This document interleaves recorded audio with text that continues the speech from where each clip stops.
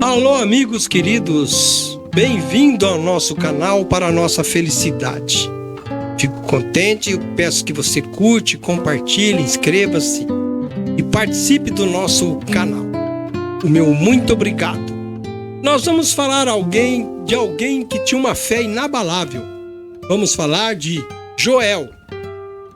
Ou seja, vamos falar de Joel lá em Joel 3:10. E no contexto bíblico, ele fala sobre um chamado para uma batalha espiritual, aonde os instrumentos de paz, enxadas, foices, são transformadas em armas, espadas, lanças. E o cristão, mesmo se sentindo fraco, deve declarar: eu sou forte, pois a sua verdadeira força vem de Deus, que tem a capacidade para enfrentar desafios e inimigos espirituais, transformando fraquezas em poder divino para a vitória. Tudo depende de você. Na verdade, a transformação de ferramentas agrícolas são apenas para que você possa entender entre a vida espiritual e a vida material. Em uma análise mais detalhada de Joel 3, verso 1, vemos o seguinte: forjai espadas das vossas enxadas e lanças das vossas foices. Era um recurso que existia. O que vemos aqui é uma transformação de instrumentos para a nossa própria defesa. Transformar lutas em vitórias. Assim devemos ser.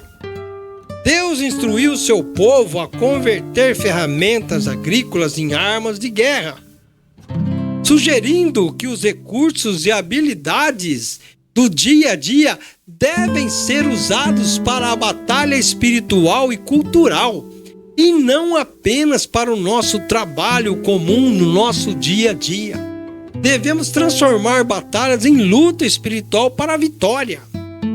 E dentro de um contexto de inimigos, esta ordem é dada em um momento de julgamento divino contra os nossos inimigos, que existiam os inimigos de Israel naquela época, onde todos foram chamados para a luta, inclusive os fracos, para a destruição mútua.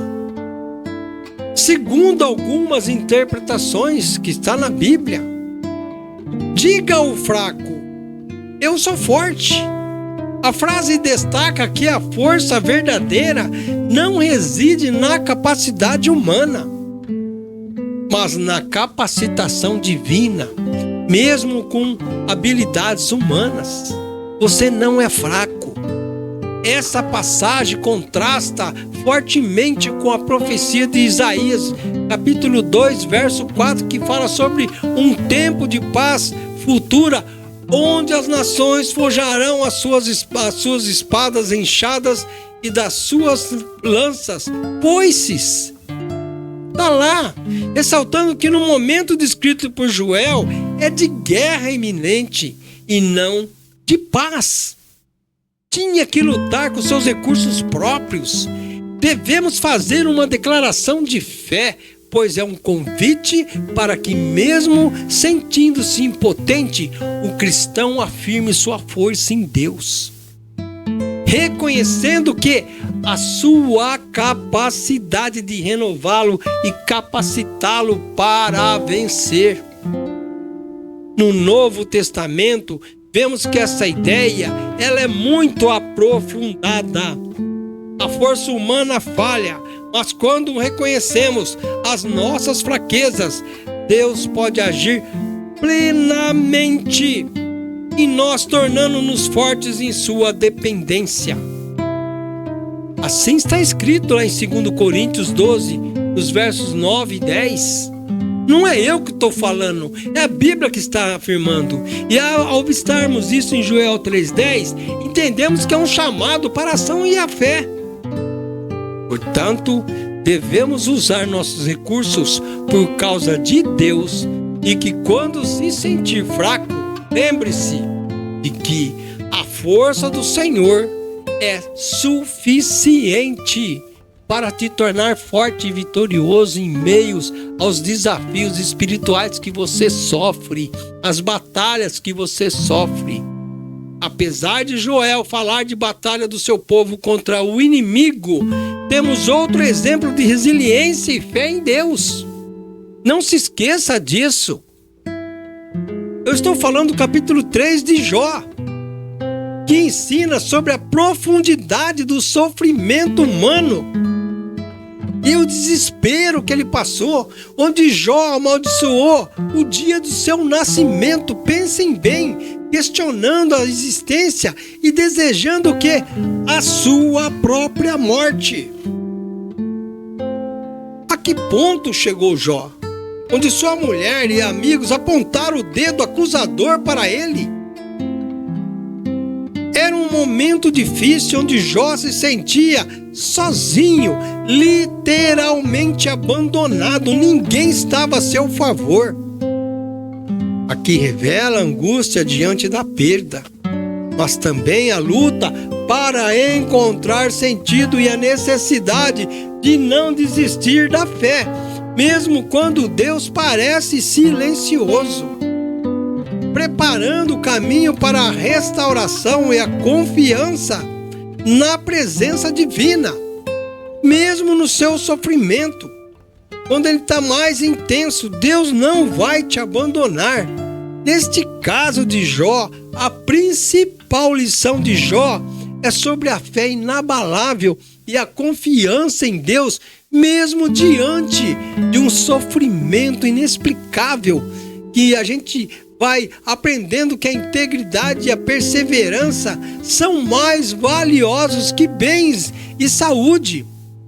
Que Deus tem um propósito soberano, mesmo quando não o entendemos, resultando no quê? Em crescimento espiritual e restauração, com a fé sendo provada no fogo e refinada. Entenderam? É um lembrete de que a batalha é de Deus. E Ele capacita seus servos, dando força para quê? Para a vitória. Você é um ser vitorioso. Não escolhemos situações que a vida nos impõe, mas nós escolhemos que tipo de reação nós vamos tomar. Era o caso de Joel. A passagem incentiva a prontidão e o envolvimento de todos na guerra espiritual diária contra as forças do mal, principados e potestades. Gente, o que Joel, o que Deus mandou fazer? Pega esses instrumentos agrícolas e transforma em armas, lanças. Faça isso. Você tem hora que você precisa tomar uma posição. Ainda que você esteja fraco, você tem que buscar o melhor recurso que você pode encontrar. E Deus lhe te dá esse caminho.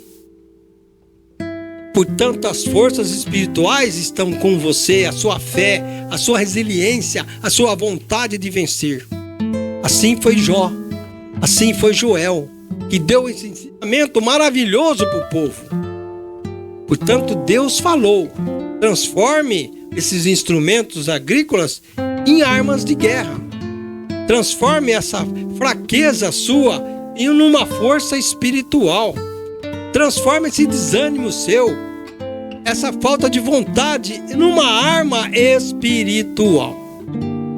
Espero que você tenha entendido muito bem essa reflexão sobre Joel, o poder que Deus dá, a vontade que Deus quer que você vença. Também falando sobre Jó, eu agradeço a sua participação conosco. O meu muito obrigado. Eu garanto que você é um ser vitorioso, muito mais do que você imagine. Transforme aquilo que você acha que é uma derrota numa grande vitória, confiando em Deus.